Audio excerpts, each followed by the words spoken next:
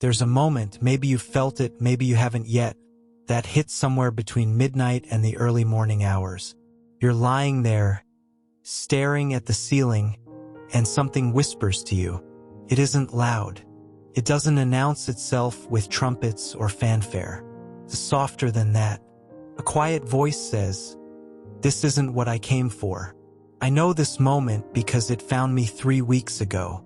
And if you're watching this right now, I want you to pause for 1 second and ask yourself the question I've been running from my whole life. What would I do if I knew I couldn't fail? Not what should I do? Not what makes sense on paper. What actually lights something up in your chest when you imagine it?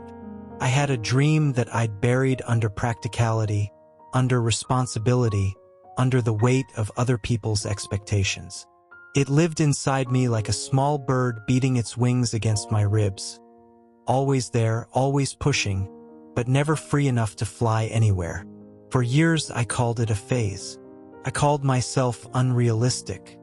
I told myself to grow up and stop daydreaming about things that would never happen. But dreams don't work that way. Dreams aren't phases. They're invitations. And the longer you ignore them, the heavier they become. Not because they're wrong, but because every ignored dream is a tiny grief you carry around without knowing it. I decided to stop carrying it.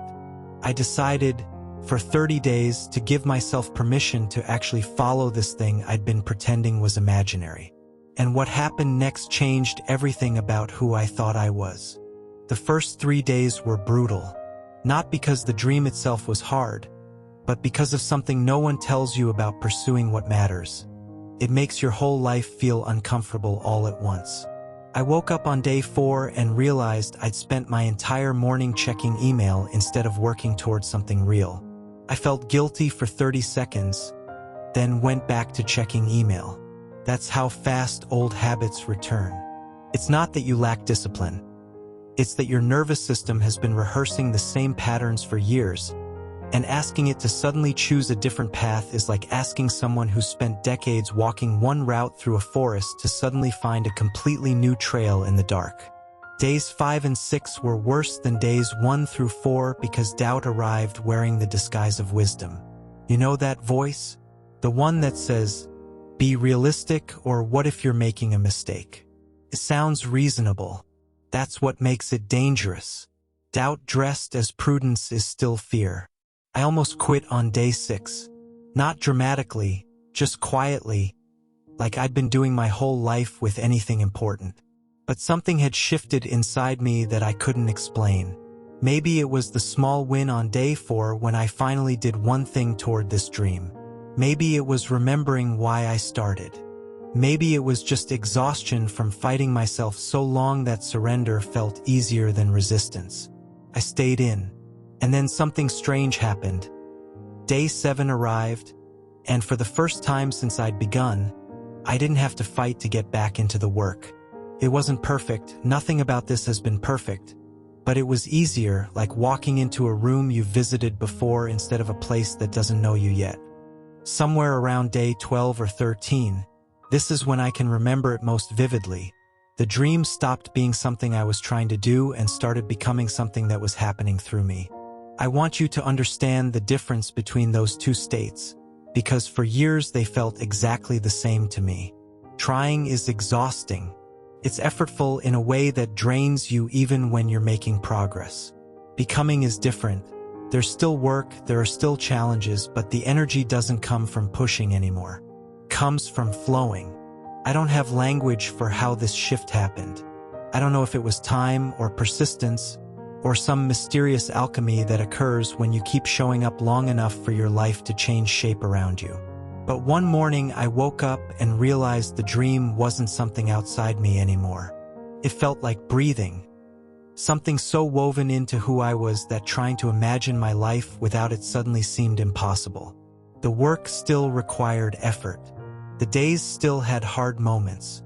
But inside, something fundamental had moved. I wasn't chasing a version of myself anymore. I was becoming someone the chase had never been able to create on its own. Somewhere around day 12 or 13, this is when I can remember it most vividly. The dream stopped being something I was trying to do and started becoming something that was happening through me. I want you to understand the difference between those two states, because for years they felt exactly the same to me. Trying is exhausting. It's effortful in a way that drains you even when you're making progress. Becoming is different. There's still work, there are still challenges, but the energy doesn't come from pushing anymore. It comes from flowing. I don't have language for how this shift happened. I don't know if it was time or persistence or some mysterious alchemy that occurs when you keep showing up long enough for your life to change shape around you.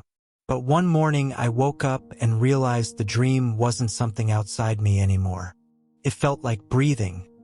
Something so woven into who I was that trying to imagine my life without it suddenly seemed impossible. The work still required effort. The days still had hard moments. But inside, something fundamental had moved. I wasn't chasing a version of myself anymore. I was becoming someone the chase had never been able to create on its own. Day 30 arrived quietly, like most real things do. I sat down to write about it and found myself unable to say anything that felt adequate. Because the truth is this: for those 30 days, I wasn't really following a dream at all. I was learning what kind of person I'm willing to become when something matters more than comfort.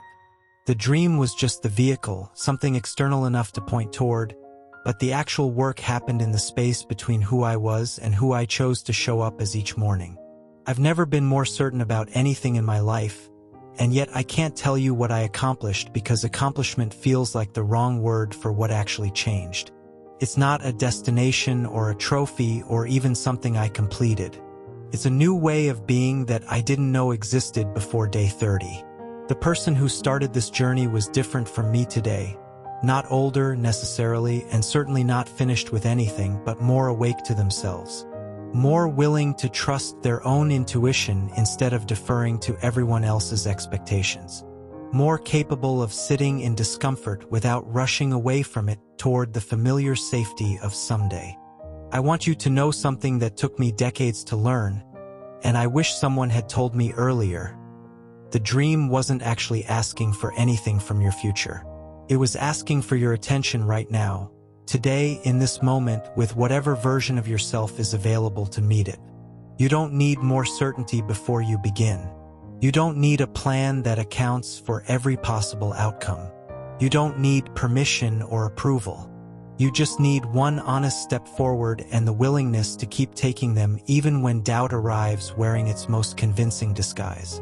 If there's something inside you right now, a dream, a calling, a version of yourself you've been postponing, don't treat it like a phase that will pass with time. Treat it like what it actually is. An invitation from your own life to become someone capable of holding more beauty than fear. 30 days ago, I thought I was following something outside myself. Now I know the real dream was always inside me, waiting for me to stop running and finally show up where I'd always been meant to be. Take one step today, not toward some distant version of yourself, but toward the truth you've already known about what matters most. The journey is simpler than you think, and it's much more beautiful than anything you've imagined so far. Your intention creates your world. Hit subscribe to join our circle of light and manifestation. Remember, peace begins within. Thank you for being here today.